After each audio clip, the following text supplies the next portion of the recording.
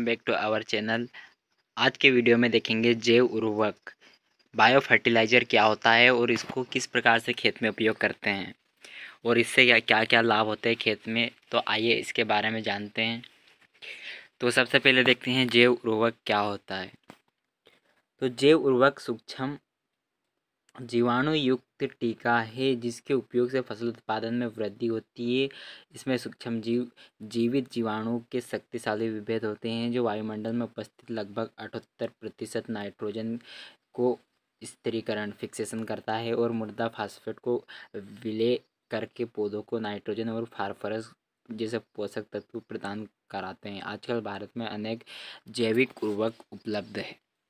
तो bio fertiliser क्या है? ये एक जीवित जीवाणु होते हैं जिनको फसल की बुवाई के समय उपयोग करते हैं, जिससे फसल ये वो जो वायुमंडल में उपस्थित नाइट्रोजन गैसीय नाइट्रोजन को अपनी ओर आकर्षित करके उसे परिवर्तित कर देते हैं विलेय अवस्था में, जिससे पौधे उसको ग्रहण कर लेते हैं।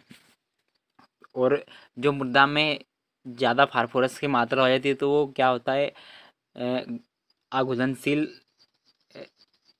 अवस्था में चले जाता है, जिसको घुलनशील में बदलकर पौधों को उपलब्ध कराने का काम करते हैं बायो फर्टिलाइज़र। तो ये है बायो फर्टिलाइज़र, ये जीवित जीवाणु होते हैं। नेक्स्ट देखते हैं बायो फर्टिलाइज़र को बायो फर्टिलाइज़र कितने प्रकार के होते हैं। तो बायो फर्टिलाइज़र दो भागों में बांटा गया है, एक नाइट्रोजन स्थिरीकरण जैव उर्वरक और दूसरा है फास्फोरस परिवर्तन जैव उर्वरक।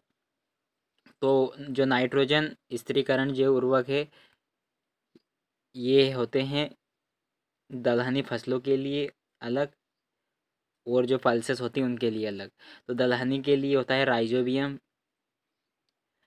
और जो दाने वाली फसलें होती है जैसे ज्वार गेहूँ चावल इनके लिए एजोटोबैक्टर एजोला एजोस्पाइरिलम और बीजीए ब्लू ग्रीन एल्गी, जिसे हिंदी में नील हरित शैवाल बोलते हैं। नील हरित शैवाल बोलते हैं। तो नेक्स्ट है फास्फोरस परिवर्तक जैव उर्वरक। तो ये फास्फोरस ये भी दो प्रकार के होते हैं। फर्स्ट होता है फास्फेट विलायक और फास्फेट अवशोषक। तो स्पेरजिलस और ये है वाम लाइक ग्लोमस ग्लोमस प्रकार के फास्फोरस परिवर्तक। तो नेक्स्ट देखते हैं जैव उर्वरक का प्रयोग किस प्रकार से करते हैं, कौन कौन सी विधियां है, तो उसके बारे में जानेंगे। तो सबसे पहला है बीज उपचारित करके। जब बीज की बुआई की जाती है तो उस समय बीज को उपचारित करते हैं किसी फंजीसाइड इंसेक्टिसाइड के द्वारा। तो जब इंसेक्टिसाइड या कोई भी फंजीसाइड से बीज को उपचारित कर लेते हैं तो उसके बाद इस जैव उर्वरक बायो फर्टिलाइज़र के द्वारा उपचारित किया जाता है। तो इसके लिए जैसे सर्वप्रथम इसमें दिया है राइजोबियम। राइजोबियम उन फसलों में उपयोग करते हैं जो दलहनी फसलों है जिनकी जड़ों में जो नाइट्रोजन फिक्सेशन वाले बैक्टीरिया पाए जाते हैं। तो सभी दलहनी फसलों में राइजोबियम का उपयोग किया जाता है। तो उसको सबसे पहले कोई किसी चिपचिपे पदार्थ के द्वारा उपचारित कर उसे गीला कर लेते हैं। उसके बाद उसे राइजोबियम में मिलाकर उसके छायादार में सुखा देते हैं।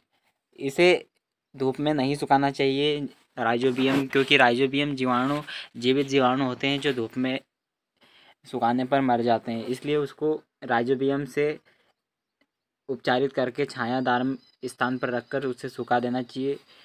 और दूसरे हैं एजोटोबैक्टर एजोस्पाइरिलम और वनवार्क पीएसबी को भी बीज उपचारित करने के लिए प्रयोग किया जाता है। 200 ग्राम जैव उर्वरक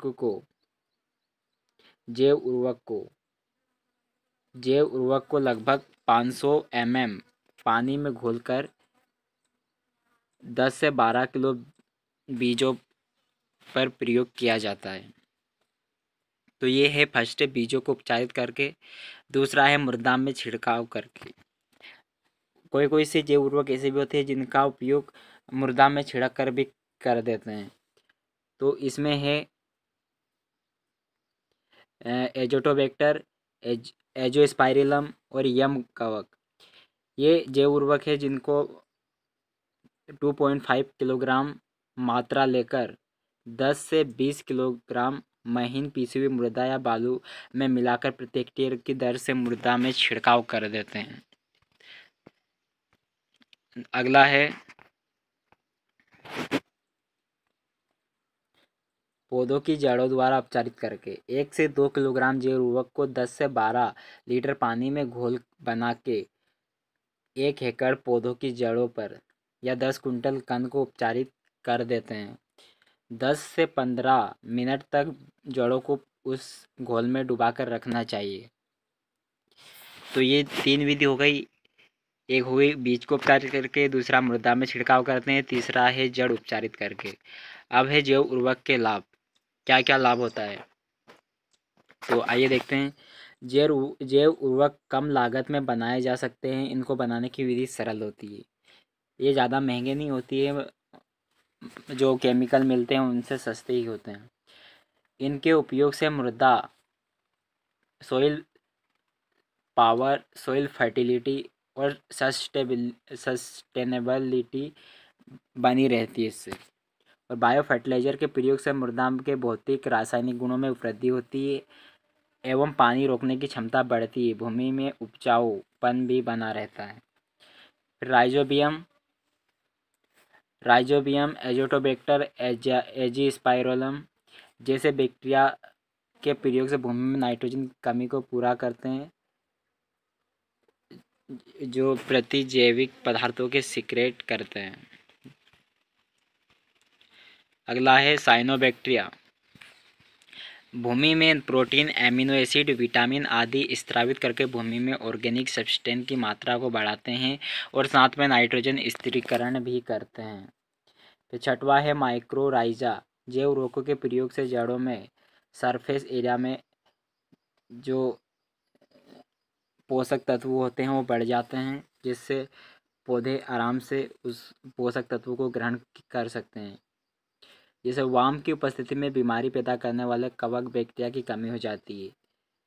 जैव उर्वरक प्राकृतिक संसाधन द्वारा निर्मित होते हैं, इसलिए पर्यावरण के मित्र होते हैं।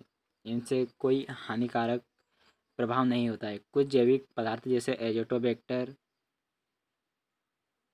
आदि। अब देखते हैं रासायनिक उर्वरक और जैविक उर्वरक में क्या अंतर है। ये रासायनिक उर्वरक होते हैं जो महंगे होते हैं और इनसे बहुत सारे हानि होती है। पहला तो हमारा पर्यावरण प्रदूषित होता है, जल प्रदूषित होता है। फिर यदि ज़्यादा हम उसको उपयोग करते हैं तो सॉइल फर्टिलिटी में कमी आ जाती है और फिर हानिकारक पदार्थ का स्त्राव होने लग जाता है, बहुत ही हानि होती है। और जैव उर्वरक क्या होते हैं, ये हमेशा ही लाभ ही मिलता है, इनसे कोई हानि नहीं होती है। तो ये है आज का टॉपिक। यदि वीडियो आपको अच्छा लगा हो तो वीडियो को लाइक करना और आप हमारे चैनल पर नए हो तो चैनल को सब्सक्राइब